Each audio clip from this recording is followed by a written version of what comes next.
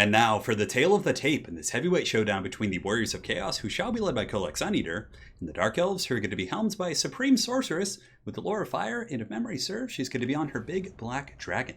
So as far as the build goes, we're going to be going for, I don't know, this isn't like Chaos Tonia, because Chaos Tonia has more like Chaos Knights and Dragon Ogres and things like that, but this is going to be a very different build. So as far as infantry goes, we have two groups of Marauders here in the back.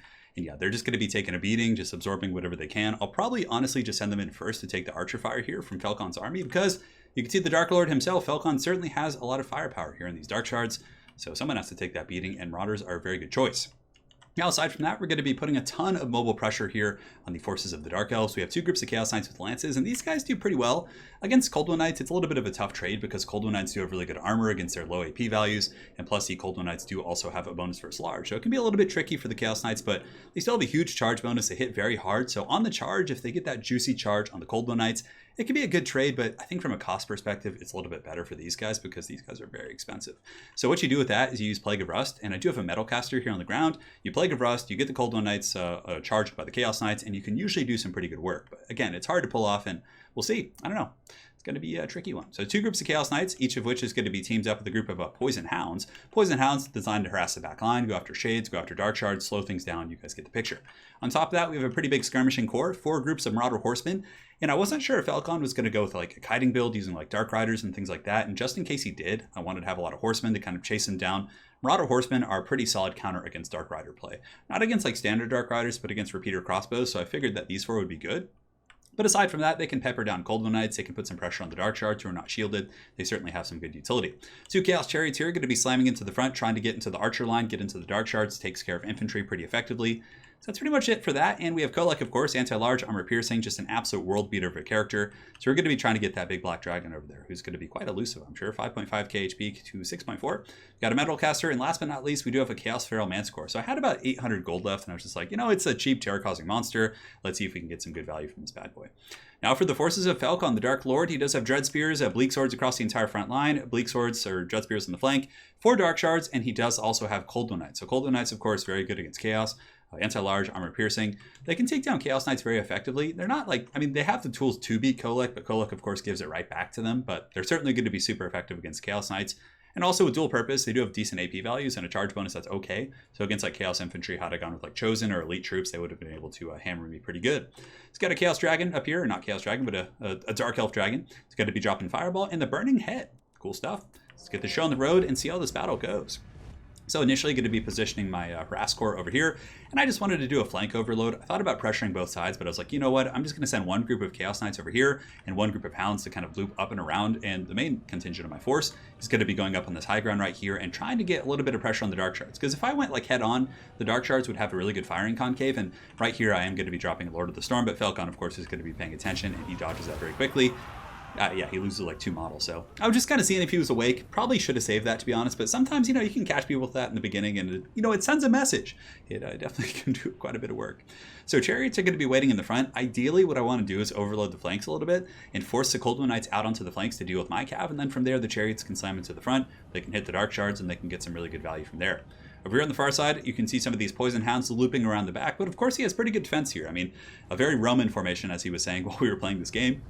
And the Chariots are just going to be waiting for an opportunity. The Manticore, I'll probably send it in against Dark Shards or maybe after the Dragon, but of course it's still a Black Dragon, so this thing's easily going to be able to beat up a Manticore. So a lot of positioning here, and it looks like a Fireball is going to be coming in from the Chaos Sorcerer, so I'm going to be trying to juke it. I do see the Fireball coming, and the Chaos Sorcerer is going to be dropping the moves, and here it comes, and he just barely dodges it, but unfortunately, he does lead it right into a Chaos Chariot, but that's much better than taking it on my caster. So we're going to be sending in some Marauders, just trying to get the juices flowing, as they say. Marauders will trade somewhat effectively here with Bleak Swords, but they're going to be getting beaten pretty bad. And on the flank, I try and get a little bit of pressure on the Dark Shards. So I'm like, okay, I have 4 Horsemen. Maybe I can kind of overwhelm these Dark Shards here. Chaos Knights are going to be doing a frontal charge, but I pull back at the last second, which I think was the right play because the Cold One Knights are coming in like very aggressively. So I wanted to get back and try and pull him into a charge, pull him to my infantry, and see if we could get some value from there. So the trading wasn't too great against the Dark Shards. I mean, almost even, but I would say Felcon came out ahead there. And the Cold One Knights are now out here in force, so I'm going to be countercharging with the Knights and Kolek and my Poison Hounds. And it's a pretty good situation. I mean, I have Poison support. Kolek is here. He's going to be crumping some gits for sure.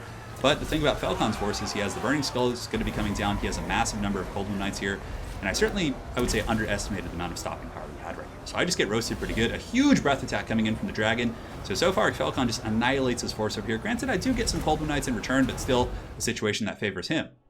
So that being said, I need to kind of capitalize in other areas of the battlefield. So my knights here, or excuse me, my Marauder Horsemen are going to be skirmishing. I drop a Searing Doom right here, which gets some pretty good value against the Dark Shards. Manticore is going to be jumping over here on these Dark Shards. My knights over here are cycle charging infantry, and my chariots have actually done some really good damage against the Bleak Swords. They're getting broken down, and my Poison Hounds are going to be slipping into the back because we did successfully pull the Cold Moon Knights out of the defensive posture, and now the Chaos Warhounds are going to be able to get in there, and they're going to butter some of the sweet bread. So the Dark Shard's going to get feasted on. Feral Manticore over here in the meantime is going to be going after these Dark Shards. I think, yeah, those are Dark Shards, and getting pretty good damage. So far trading somewhat efficiently, but I would say Falcon came out ahead on that trade. He punished the Chaos Warhounds, he punished the Chaos Knights. A lot of my forces really took a beating here, but now I have some skirmishing troops back, and we were able to push the Dark Shards away from this pocket using the Hounds. So now they're in open field a little bit, and my Marauder Horsemen, seeing the opportunity here, are going to be jumping in because I really need to finish those guys off. So balance power is relatively even, slightly in the favor of the Dark Elves here, and I have another group of Chaos Knights, which is in perfect health. So I'm basically using those guys to hammer this side of the battlefield, looking for freebies wherever I can, and I'm going to be going after these Unbraced Dread Spears, just looking for opportunities to get in. Manticore, in the meantime, going to continue going after the Dark Shards because I have the mobile build, so I was kind of like, okay, if I can finish off the Dark Shards and all of the ranged assets here for the Dark Elves, I felt like I would have relative, success in kind of pulling them apart with my remaining cav units. My Horseman and Kolek, of course, is very mobile himself. So here, we're going to be jumping into the Dark Shards, crushing a couple of these guys. Cold Moon Knights are going to be countercharging here, which is going to be scary. And it looks like a fat fireball coming in for Kolek, which doesn't do a ton of damage because he does have 95 armor.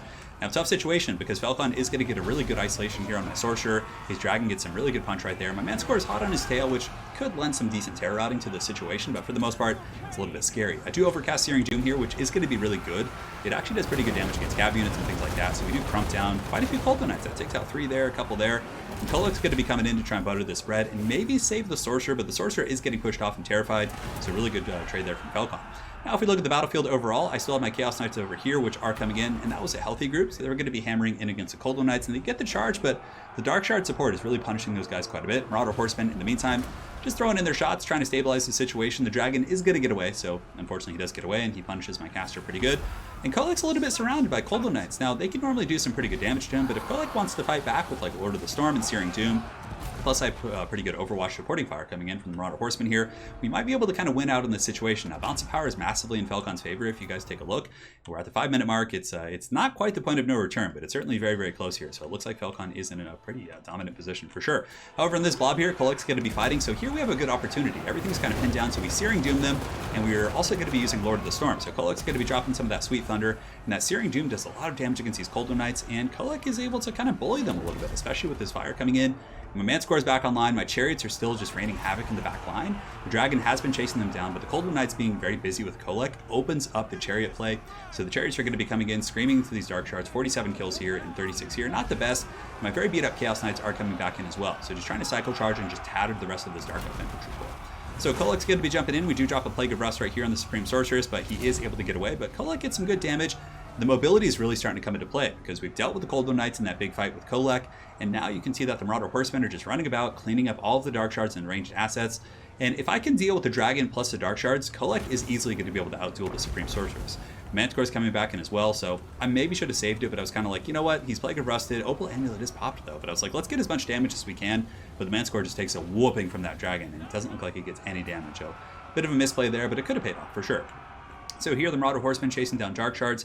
Falcon does have some troops coming back in. He has the Cold Moon Knights, he has Dread Spears, he has Bleak Swords, a bunch of troops out here that could potentially kind of waddle back in. But for the most part, the main core of his army is right here. Big old Searing Doom coming down, which is just going to bombard these infantry. The Searing Doom in this game has been insane. Throw in another pit fight right here, and the balance power is actually normalizing a little bit. It's evening out here. My Chaos Knights are kind of lurking on the periphery. I have my Sorcerer back online, which is really nice, and Kolek is getting some huge blows in the Supreme Sorcerer here, so quite nice. Chaos Knights are going to be charging into these very squishy troops. I mean, most of these are just like, lightly armored Bleak Swords and Dread Spears, but a little bit of a weird charge. I think I was actually charging that group over there. I was going after the Dark Shards is what it was. So here, Kolek Sun Eater is going to pop Standard Die, which is just going to be encouraging himself. You can see Fireball from Falcon is going to be coming down, taking out 3 Chaos Knights, and at this point in the game, like, everything matters. It is just a razor close game here.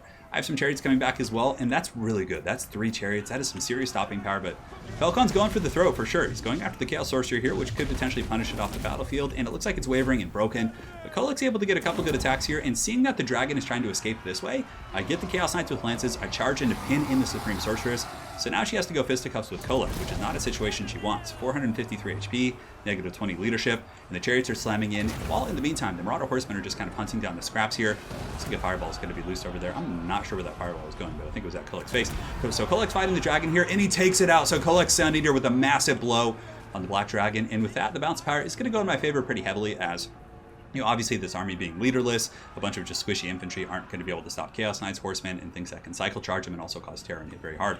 The last of the Dread Spears are going to be charging in, but Chaos Knights and Kolek are going to be leading a chaotic, thundering, apocalyptic charge on these guys, and you can see that these spears are going to be running for the hills, and that's going to be all she wrote. So, well played. It was a really fun game. While I was playing the game, we were actually in voice chat, and I was like, oh, I'm 100% dead. Like, there's no way. Like, because some of the early trades just went so bad, but we were able to kind of slowly accrue value, get it back with the Chariot play and Kolek taking out some high-value targets. But really, the Searing Dooms plus the Lord of the Storm combo on that Cold One Knight blob, I think, was one of the biggest situations. So, I mean, it's kind of like what happened to me in the beginning. My Chaos Knights, Poison Hounds, and Infantry took that fight, thinking that with Infantry buffering, I would have a chance, but his Breath Attack was so nasty, it just like wrecked everything I had there. And the same thing kind of happened to his Cold One Knights a little bit later on with the Searing Dooms and kind of that whole situation around Kolek. But yeah, it was a really fun game for sure. I think it's a good build. I think it's certainly something that takes a little bit of practice, because it's not like your typical Chaos build where you just go up with a bunch of infantry and try and grind them out and pressure the flanks with your hammer.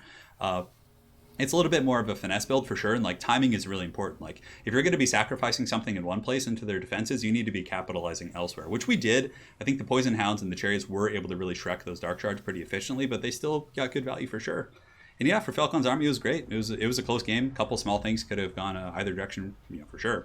So hopefully you guys enjoyed this Chaos vs. Dark Elf game. Please make sure to check out Falcon over on his Twitch channel, which will be linked in the comment section below. And we'll see you guys next time. Take care.